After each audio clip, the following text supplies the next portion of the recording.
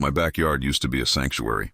A little creek ran through it, crystal clear, babbling water, frogs in the spring, the kind of peaceful sound that lets you breathe deeper, until the HOA decided nature was too messy.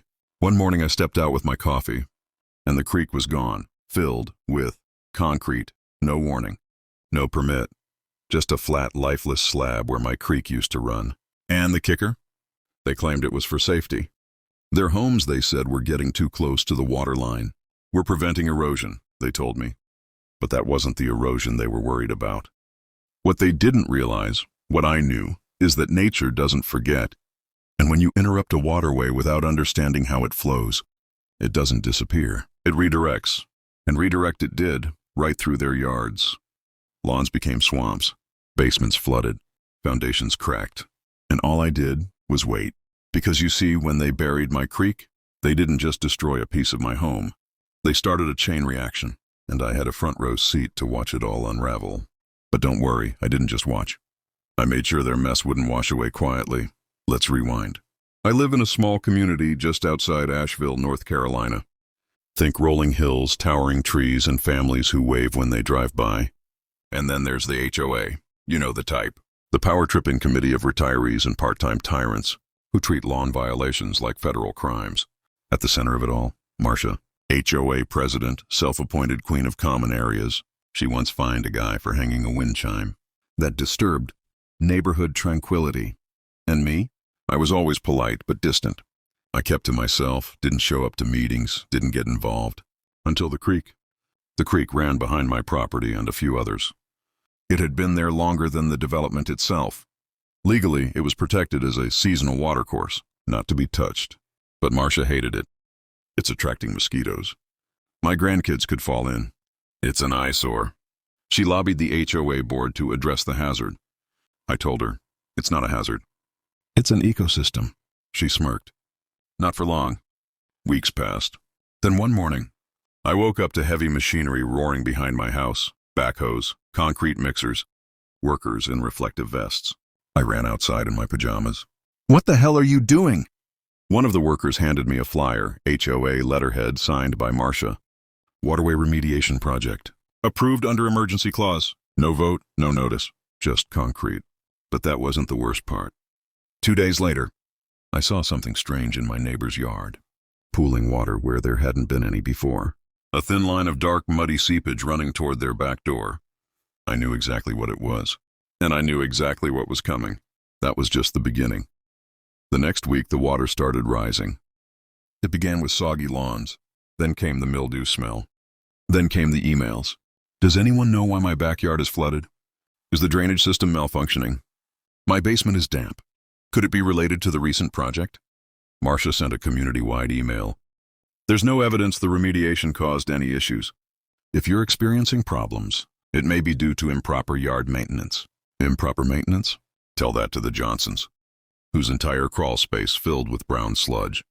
Or the McIntyres, whose French drains backed up like a toilet from hell. Meanwhile, I stayed silent.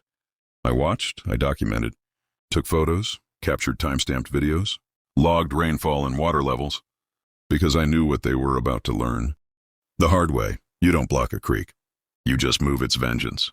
And oh, the HOA doubled down. They sent me a violation notice for hosting wildlife.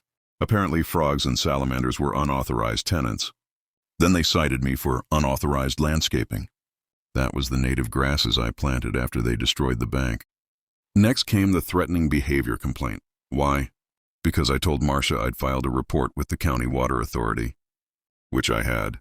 But the best part? The HOA tried to hire the same contractor to trench a new drainage route through my property, without asking. I caught them surveying my yard while I was at work. My ring cam caught everything. I emailed them a cease and desist. Their response? You are hindering community safety. At this point, my lawyer had a file thicker than their community handbook. But I wasn't done yet.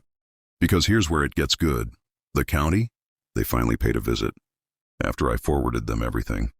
The videos, the unauthorized construction, the permit violations, the water data. And the inspector took one look and said, this was illegal. And then he smiled. I hope you like hearings. Once the county stepped in, I knew I had leverage. But I didn't just want revenge. I wanted accountability. So I started gathering allies.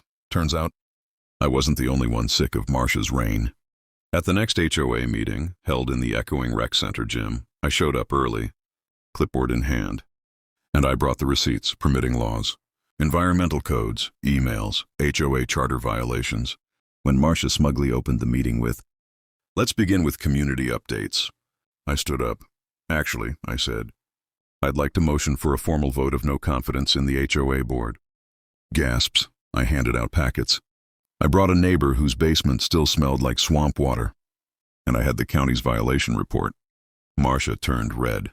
"That's not how this works." "It is now," I said, "because the bylaws allow a member-led vote with a petition," and I had it, signed by 21 households. Enough for a vote. That night, Marcia and 2 board members were suspended pending investigation.